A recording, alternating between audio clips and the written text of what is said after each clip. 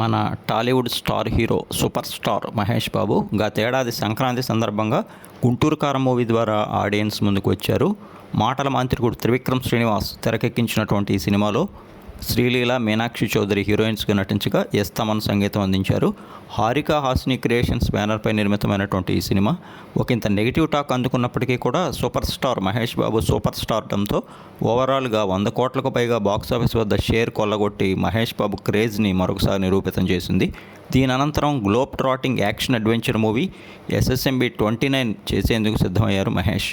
ప్రఖ్యాత దర్శకుడు ఎస్ఎస్ రాజమౌళి దర్శకత్వంలో అత్యంత ప్రతిష్టాత్మకంగా అత్యున్నత సాంకేతిక విలువలతో నిర్మితమవుతున్న SSMB 29 మూవీపై సూపర్ స్టార్ మహేష్ బాబు అభిమానులతో పాటు నార్మల్ ఆడియన్స్ అందరిలో కూడా ప్రపంచవ్యాప్తంగా విశేషమైనటువంటి క్రేజ్ ఉంది.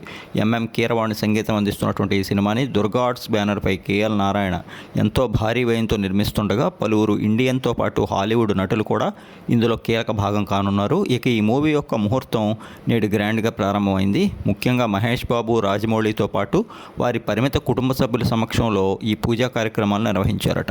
ఇక ఈ మూవీకి సంబంధించినటువంటి ఫస్ట్ లుక్ గ్లింప్స్ టీజర్ని ఈ నెల చివరిలో రిలీజ్ చేసేటువంటి అవకాశం ఉందని, అలానే సంక్రాంతికి ఒక అనౌన్స్మెంట్ ఉండే అవకాశం ఉందని అంటున్నారు. ఓవరాల్గా తొలిసారిగా సూపర్ స్టార్ మహేష్ బాబు, సూపర్ డైరెక్టర్ రాజమౌళిల కాంబినేషన్లో రానున్న SSMB 29 2027లో ఆడియన్స్ ముందుకు వస్తుందని అంటున్నారు.